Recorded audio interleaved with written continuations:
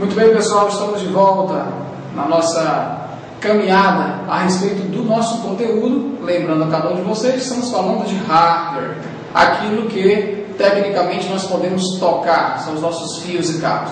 E no nosso último encontro, nós estávamos falando a respeito dos nossos barramentos externos. Os barramentos externos, lembrando, são aqueles barramentos, são aqueles caminhos por onde os dados irão percorrer, de forma que podemos tocá-los, de forma que podemos manuseá-los. Nós concluímos falando do USB, depois falamos um pouco a respeito de FireWire. Hoje nós iremos tratar um pouquinho mais a respeito de um conteúdo curioso que vem ganhando seu espaço aí ao longo dos anos, que são os barramentos sem fio, ou os padrões sem fio assim chamados, wireless. Muito bem. Observem no material de vocês, que vocês vão encontrar pelo menos 5 exemplos de padrão sem fio. Primeiro é o Bluetooth, depois o WB, Zigbee, Wi-Fi e WiMAX. Em rápidas palavras, nós vamos observar que pelo menos 4 dessas ondas ou dessas formas de se trabalhar sem fio, você tem visto com mais frequência. E aí eu quero destacar rapidinho, aí, por exemplo, o chamado Bluetooth. Não quero traduzir, porque senão você vai perguntar quem foi o dentista que fez isso com o dente azul desse sujeito. Mas, na verdade, nós estamos falando de ondas de rádio. Estamos falando de frequência. A faixa de frequência que trabalha o Bluetooth é 2,4 GHz. Há uns 3 anos, a Fundação Carlos Chagas perguntou isso em uma das provas de concurso público de Tribunal de Justiça. Vamos lá. Quanto à taxa de transmissão, quero lembrá-los que todas as vezes que trabalharmos com kilobits por segundo, estaremos trabalhando a velocidade em bits, nada de bytes ainda. Muito bem. Então, a taxa de transmissão em um Bluetooth é de aproximadamente 720 kilobits por segundo. Muito bem. Quanto ao seu alcance, ele é um pouco limitado. Na realidade, o Bluetooth ele trabalha com 3 bandas, digamos assim. A banda A, que trabalha com até 100 metros de distância.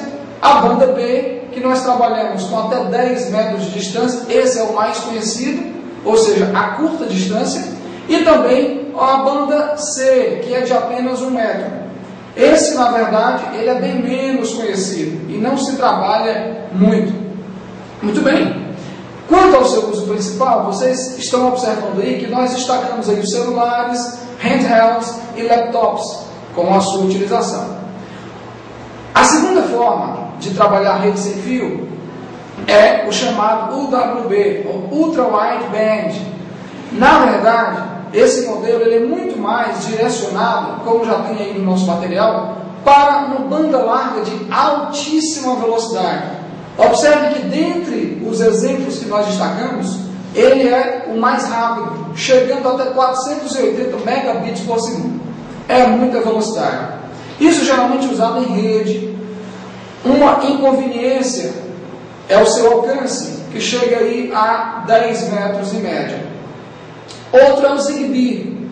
Zigbee, na realidade, é um tipo de taxa de transmissão sem fio também, muito mais utilizado para controles residenciais, prédios. Ele tem, de todos os exemplos que nós estamos dando a vocês, ele é o de taxa de transmissão mais lenta, que chega aí a 200 kilobits por segundo. Tem um pouco mais de vantagem em relação ao Bluetooth e ao UWB, porque ele chega a 75 metros. O outro, que está ganhando um espaço muito grande, que está cantando bastante aí as suas vendas, é o Wi-Fi, Wireless Fidelity. Na realidade, ele tem uma taxa de transmissão muito boa, 54 megabits por segundo, chegando aí de 100, isso seria o modo mais seguro, 100 metros entre cada uma das antenas. Lembrando que frequência de rádio, estaremos falando de 100 metros aproximadamente, ou uma taxa de transmissão sem fio. É só lembrete. E muito utilizado aí na transmissão de internet banda larga. Um outro é o WiMAX. Na realidade, o WiMAX também trata-se de uma taxa de transmissão muito boa, que chega a 75 megabits por segundo. Ele, na realidade, tem um alcance que deve chegar aí pelo menos aos seus 40 quilômetros de distância. Na maioria dos casos, as polícias federais, polícias rodoviárias, têm utilizado muito esse serviço. Também trabalhando com rede de transmissão de dados a longo alcance.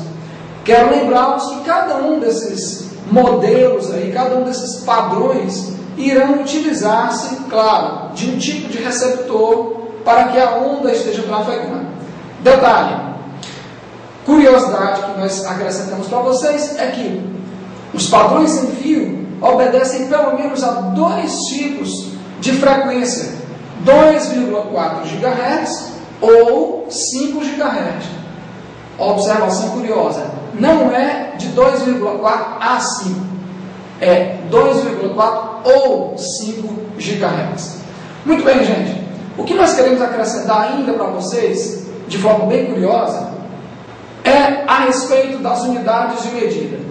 As unidades de medida são especificamente o local ou a forma como se distribuem os dados dentro de uma máquina. Muito se fala a respeito da unidade chamada de bit. A gente escuta muito falar em microinformática ou em cursos de informática e tem às vezes um pouco de confusão entre bit e o byte. Em uma tradução um pouco mais rápida, nós teremos aí o bit como binário digit, como sendo a menor unidade de armazenamento. Eu costumo ilustrar que se você conseguisse tocar em um software, se você conseguisse tocar em, por exemplo, um Windows da vida, ok? Então, e pudesse cortá-lo em pequenos pedaços, a menor unidade que você chegaria era especificamente o bit, um sinal apagado ou aceso 0 ou 1. Eu tive um grande professor que disse que o nosso computador é o bicho mais burro do mundo, porque só entende a linguagem binária. Então, trazendo aqui para a nossa realidade, nós temos uma forma menor de armazenamento, a menor forma de se armazenar o dado dentro da máquina. Relembrando, essas informações ficam armazenadas em chips, em CDs, em DVDs, em HDs, detalhes que nós já vimos em aulas anteriores. Então, a menor unidade disponível para armazenamento do dado trata-se de bit. Não esqueçam desse detalhe. Outra curiosidade, quando se juntam 8 bits, 0, 1, 0, 0, 0, 0, 0 e 1, quando eu tiver 8 bits, aí eu terei 1 byte apenas. Isso no modelo de microinformática, ok? Quando se fala do byte, eu quero lembrar a vocês, que já devem ter dado uma lida a respeito disso, nós teremos a menor unidade representativa de um dado. Vejam que agora é diferente. É como se eu dissesse que isso aqui é igual a 1 byte. Ou seja, agora eu tenho representado o dado na minha máquina, na minha leitura, ou especificamente quando o sistema operacional fará essa leitura. Então, por exemplo, se eu digo, isso aqui é o que o computador está lendo em se tratando de bits, ele lê isso, mas eu leio esse conjunto aqui como sendo 1 byte. Então, se eu considerasse todos esses detalhes, eu teria aqui a palavra casa, na verdade aqui, eu teria 4 bytes armazenados. Essa é a forma que eu consigo entender o armazenamento. A partir disso, nós temos todos os espaços, todos os caracteres valendo 1 byte. É mais fácil de fazermos a leitura. Observem também que, se eu acrescento aqui a letra A e fica a casa, muito cuidado, não se tratam de 5 e sim 6 bytes, porque cada espaço em branco também representará um espaço ocupado na minha máquina. Nós colocamos aí um exemplo também importante da palavra mesa e aí por diante. Gente, outro detalhe importante que nós queremos ressaltar para vocês são a respeito dos múltiplos. Se você observa um exemplo simples, tudo que se fala de quilo de uma determinada unidade, nós teremos 1.000. Se você diz, eu caminho 2.000 metros todas as manhãs, você está falando que caminha 2 quilômetros. Então, na unidade do metro, o quilômetro. Da mesma forma, como nós trabalhamos com base 2 para os binários, que é uma leitura da microinformática, então observe que nós colocamos também para vocês 2 elevado à 10ª potência. Logo, você terá 1024 bytes. Não tem problema que você entenda de primeira 1000 bytes. Ou seja, para cada 1 kilobyte, você tem 1024 de bytes. Gente, essa sequência, ela será útil bastante para vocês em uma prova de concurso. Muito tem sido cobrado, muito tem sido verificado os conhecimentos básicos a respeito dos múltiplos dos bytes. Então, observem que nós colocamos aí para vocês um grupo de, digamos, uma sequência, ou os múltiplos a partir de 2 elevado à 10ª potência. Em byte, você terá 1 kilobyte. Então, para cada 2 elevado à 10ª do kilobyte, você vai ter 1024 kilobytes, que é o equivalente a 1 megabyte. E assim por diante, você vai observando. Para cada 1024 megas, você terá 1 gigabyte. Para cada 1024 gigabytes, você terá 1 terabyte. E aí nós temos uma sequência muito interessante que você vai observar carinhosamente. Gente, no final, nós acrescentamos para vocês aí uma figura também curiosa a respeito de uma placa-mãe. Vejam comigo que essa placa-mãe, ela está mostrando alguns detalhes bem curiosos. Ela traz aí um sistema de barramento. Observem que o sistema de barramento ele será utilizado sempre para o fluxo dos dados. O sistema de barramento ele estará permitindo que os dados trafeguem por dentro da máquina, indo da CPU para a memória RAM. Lembrem-se da função da cache. Vocês também serão cobrados bastante a respeito de que tipo de cache, o que é uma cache L1, o que é uma cache L2, quando teremos 3 caches de níveis L1, L2 e L3. Nós acrescentamos também o uso da memória ROM. Memória ROM faz a leitura do setup. Ela faz a leitura do setup e observa cada detalhe. Nós tentamos trabalhar ao longo desses encontros detalhes importantes a respeito do hardware. Claro, sem dúvida nenhuma, que não foi visto tudo a respeito do hardware. Quero considerar com vocês que tem muito que se ver. Um pouco mais à frente, nós iremos falar a respeito dos nossos exercícios. Nós temos uma série de questões de concurso público para estar falando com vocês. Então, observem detalhadamente que essa placa-mãe que nós colocamos aí fala a respeito de memória RAM, fala de ROM, das interfaces de entrada. Não estranhe se vocês encontrarem a expressão interface. A gente fez questão também de acrescentar para vocês aí uma figura que vai tratar das diferenças de armazenadores. Então, observem que essas diferenças de armazenadores vão ajudá-los bastante. Lá onde colocamos o CD, até quanto cabe o CD, até quanto cabe em um DVD. Observem que o Blu-ray, que é uma tecnologia que tem crescido bastante, que a tendência é que ele venha a substituir o próprio DVD, nós acrescentamos também no material de vocês, e deem uma olhada carinhosa nisso tudo. Memória RAM, memória cache, a expansão de uma memória cache. Nós falamos também a respeito da fita DAT. Um pouco mais à frente nós iremos estar falando das funções da fita DAT, muito mais relacionada aos backups. Então observem todos esses detalhes.